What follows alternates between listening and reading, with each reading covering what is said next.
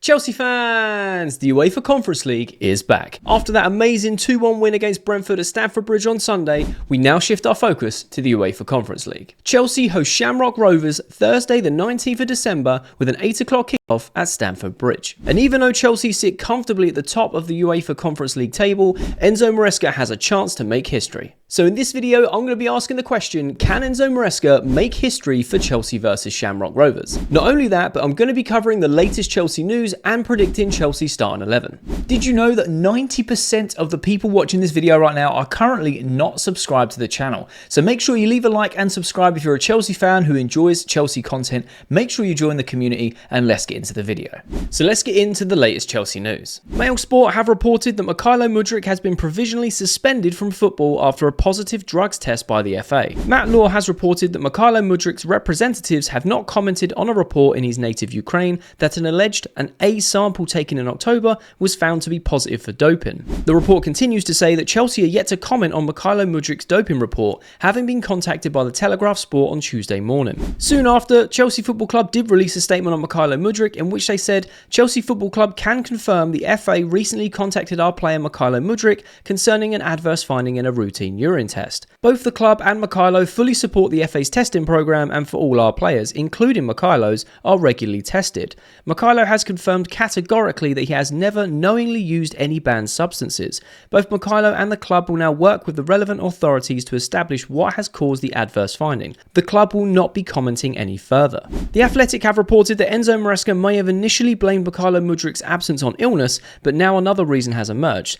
FA policy dictates that any player testing positive is provisionally suspended pending a decision. The reports continue by saying the Athletic has been told by multiple sources who wish to remain anonymous as they are not authorised to speak publicly on the matter that MUDRYK tested positive for meldonium following international duty with Ukraine in November. For athletes, it can assist with endurance and the capacity to recover from exercise.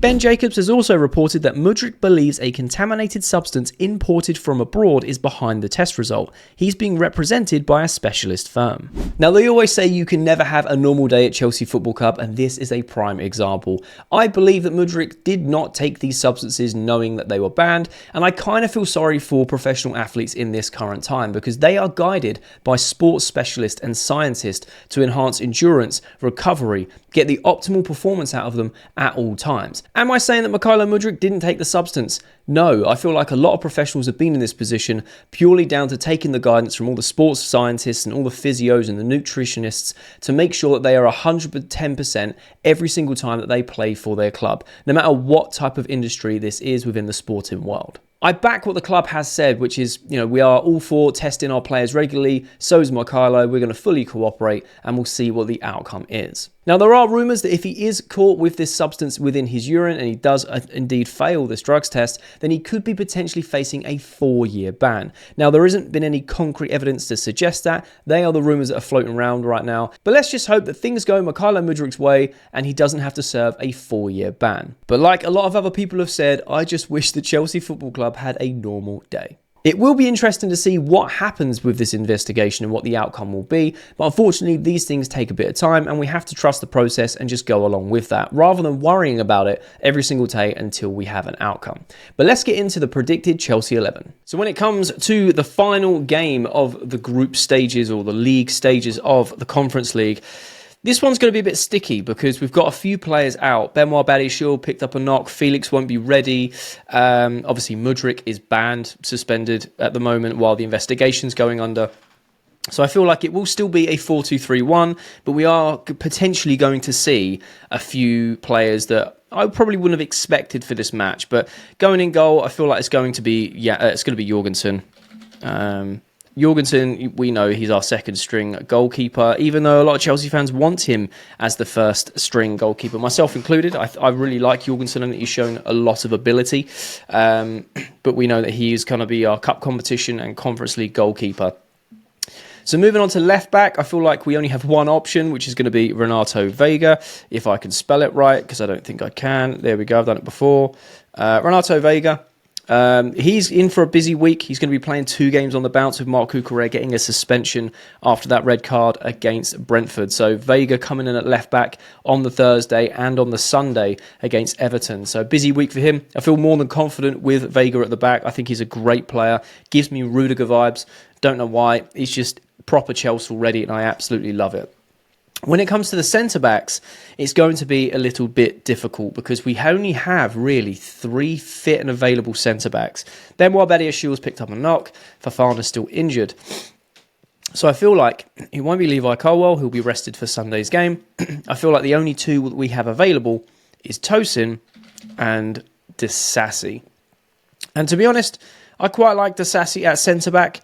I think he plays a lot better at...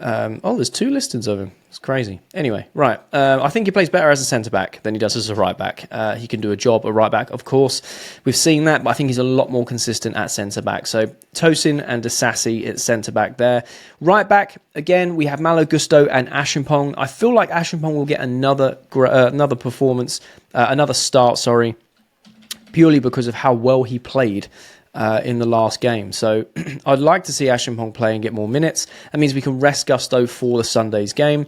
So yeah, I'd be happy with either, of course. But I feel like Ashimpong deserves a start against Shamrock Rovers at the Bridge, under the lights, European nights. We know the feeling it generates, but Ashimpong to play right back for me. When it comes into that double 6 position, I feel like KDH is going to be a given. I don't know why I put KDH, is not going to know that. Dewsbury Hall, he will be... He's been playing okay. He didn't have a particularly good game against Astana. Definitely wasn't his best, and I know that there are a lot of Chelsea fans, myself included, haven't really seen enough. A lot of Chelsea fans are saying he's not our standard, needs to get rid of him. There's been rumours that he's available on a January transfer or a loan. I mean, to be fair, I wouldn't be opposed to a loan. I think it's quite unfair that we've signed him and then we've stacked up that position. I don't think he was aware of that. And I think we made a few signings in the summer that we didn't really prepare for, like João Felix, etc. But I feel like he will get the game time in that holding 6 role. And to partner him, I don't think Enzo will play. I don't think Caicedo will play. I think it'll be another academy guy that gets a call up. And that is Rak Sakci, if he's even on here. There we go. Oh no, that's his brother. He's not even listed. That's crazy. Now, his brother isn't actually listed, so I'm going to put his brother in for the sake of the lineup, but obviously the Rak Sakci that plays for Chelsea, just in case anyone wants to comment saying it's his brother. I am aware. He's not listed on lineup builder, which is a shame. But I feel like he will get a start alongside Dewsbury Hall. I think he played very, very well against Astana, showcased his ability, and I feel like that way we can rest Enzo and Caicedo for this game, and he can get some valuable game time again in a Chelsea shirt, which I think would be fantastic. Now, moving on to the left wing position, obviously MUDRYK is suspended, and I don't think we're going to be playing Sancho. I honestly feel like we were playing Pedro Neto. He had served a suspension in the league for too many bookings, so I feel like Neto will come on that left-hand side, because I don't think there's anyone else available that can play that, unless Enzo wants to play someone like Harvey Vale potentially. But I can see Pedro Neto getting that start. When it comes to the number 10 role, again, becomes a bit sticky. We're going to rest Cole Palmer, and João Felix isn't expected to return till the 22nd, which is after this game. So I feel like we're actually going to play Chukwuemeka. So... which will be really good for him. Really good to get some more minutes for Chukwuemeka. I don't think he played particularly well against Astana. He had moments, don't get me wrong, but I feel like a lot of us were quite underwhelmed. We expect a lot more from him. And hopefully we see that because he's such a talented player. But I feel like Chukwuemeka will start in that 10 role. Like I said, Felix is not ready for it. And on the right wing, we've got a few options. Obviously, we could play Noni Madueke. I feel like he will also be rested potentially for Sunday's game. I think he played well against Brentford. But we also have Tyreek George, and I'm actually going to go with Tyreek George on that right. If I could spell, I would be dangerous. Tyreek George, is he listed?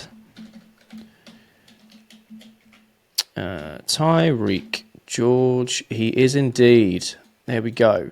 Tyreek George on that right wing, and I think he's a frightening player. Again, very high ceiling, bags of potential, and every time he plays for Chelsea, he has a great game. Unlucky not to get on the score sheet against Astana. Played very, very well, and I feel like it warrants a start against Shamrock Rovers. Again, you could have Noni Madueke, but I feel like Enzo is going to rest him for Sunday. Sunday's game, again, you've essentially got 3 wingers that are available. You've got Sancho, Neto, and Noni Madueke. So we'll come to that in the next sort of preview video. But I feel like giving Tyreek George some valuable minutes will go down very well with the fans, and also with George himself. He'll want to continue that run that he built up against Astana. So hopefully we go with that. And when it comes to the number 9, I feel like, as much as Guiu played very well and scored 2 goals, I feel like Nkunku will be the number 9 for us. Again, could be very, very wrong. But I think Guiu deserves the start. I'm not going to say that he doesn't. I feel like Guiu definitely deserves a start because he got a brace. And, you know, if we're going off of form and performance, he had a very good game. However, Nkunku didn't play, and he only played about 10 minutes against Brentford. So I feel like Maresca is going to want to give Nkunku some game time. He is our leading goal scorer for the club so far this season. And I mean, I'm a very greedy fan. I want to see us win. I want to see us break records. And this is an opportunity for Nkunku to score a couple of goals and, you know, put him in the record books for the amount of goals scored in the league stages. And if we get 6 out of 6, then we add our names to, I think, another 2 teams that have had a clean sweep throughout the league stage. It's either 2 or 3 teams. But anyway, we can add Chelsea FC to that list. And that is what I want to do. I want to not only just win this competition, I want to break records through it as well, because we don't want to be in this competition ever again. So if we're going to be in it, we do it properly. We break records, we win it convincingly, and then we go, cool, we left our mark there. We did it. We did what we had to do within that season, and we move on to the Champions League. So that is my predicted 11 for the Shamrock Rovers game, and I'm very, very happy with that. I think it's very strong. I think it's more than enough to get the job done. I feel like Shamrock Rovers are going to come at us. It's going to be a good day out for them. They're a good side. We can't afford to not show them the respect. We still have to go out and deliver a professional performance, and I feel like we can do that with this team. Very interested to see Raksachi play and Tyreek George, as well as Ashimpong. To give them as many minutes as possible will be very, very good for their development. So that is my predicted Chelsea 11 to face Shamrock Rovers this Thursday, 8 o'clock kickoff for the last group game of the UEFA Conference League. Do you agree with my lineup or do you disagree? Let me know your thoughts and opinions down in the comment section. I love having a conversation with you guys. And if you have made it this far to the end of the video, there'll be a thumbnail that pops up on the screen. So if you are a Chelsea fan who enjoys Chelsea content, make sure you click that thumbnail because you'll enjoy that video too.